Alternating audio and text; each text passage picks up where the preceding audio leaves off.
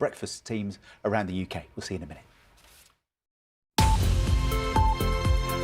Good morning, you are watching Breakfast with John Kay and Naga Munchetty. Good morning to you at 7:30. And our main story today is the news that 200 troops are going to be deployed to hospitals in London from today, and another 32 will be helping the ambulance service in the Thames Valley. It's to try to relieve a staff shortage caused by a surge in COVID infections. We can speak now to Matthew Taylor, who's... Thank you. Well, listening to Matthew Taylor was Air Commodore John Lyle, who is Chief of Staff at the Standing Joint Command, who joins us now. Good morning, Air Commodore. Thank you very much for your time with us this morning.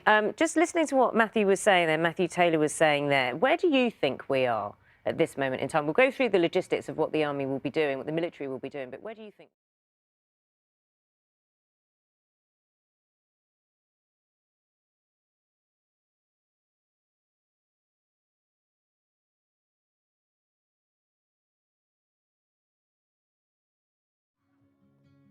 Birthday. Yeah, 40.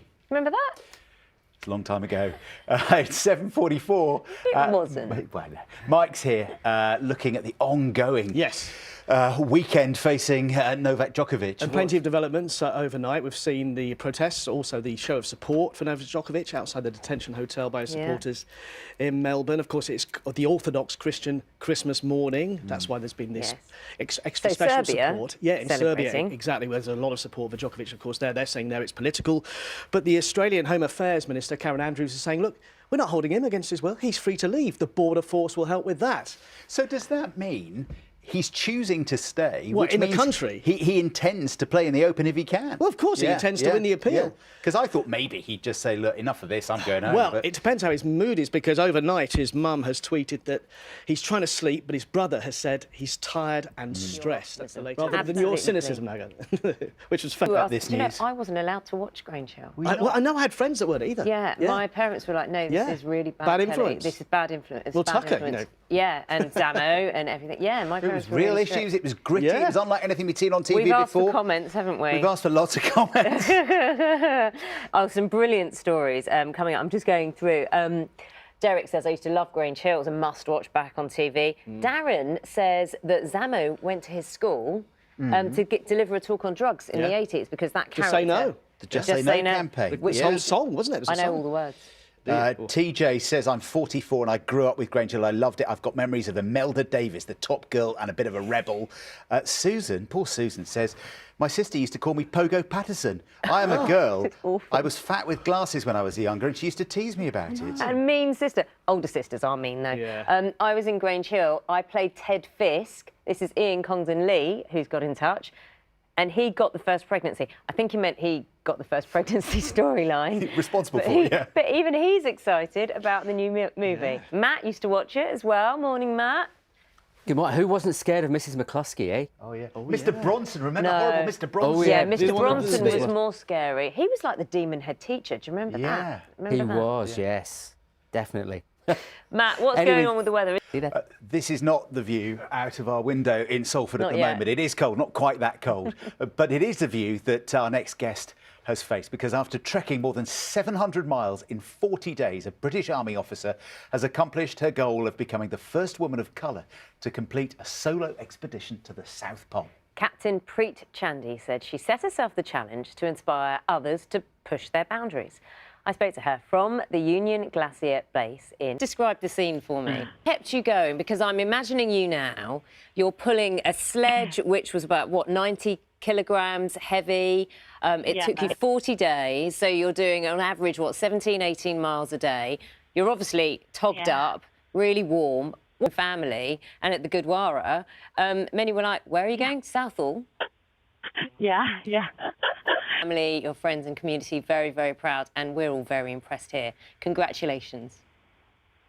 Morning, everybody. Friday morning, the 7th of January, and our main story is that more than 200 members of the armed forces are being deployed across London and the Thames Valley today to try to help plug the staff shortage caused by a surge in COVID infections. Now, both hospitals and ambulance services will be supported by troops. It comes as 17 hospital trusts in England are still in critical incident mode.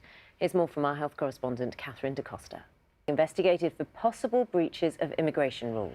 Of course, we already know that Novak Djokovic is facing deportation after being accused of not having an exemption to the nation's COVID vaccination rules. He's due to play, or had been due to play in the... He has said the Prime Minister has serious questions to answer following an investigation into the refurbishment of his Downing Street flat.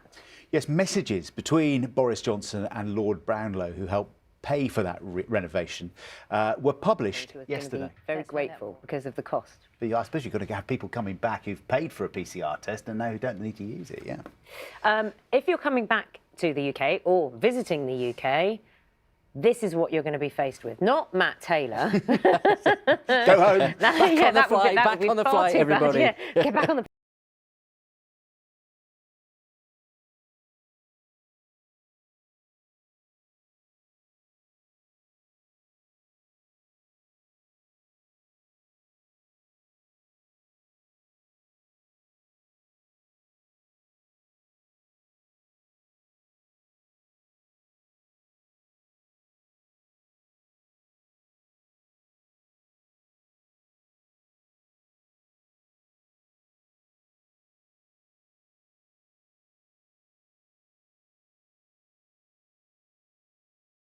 Morning, Megan.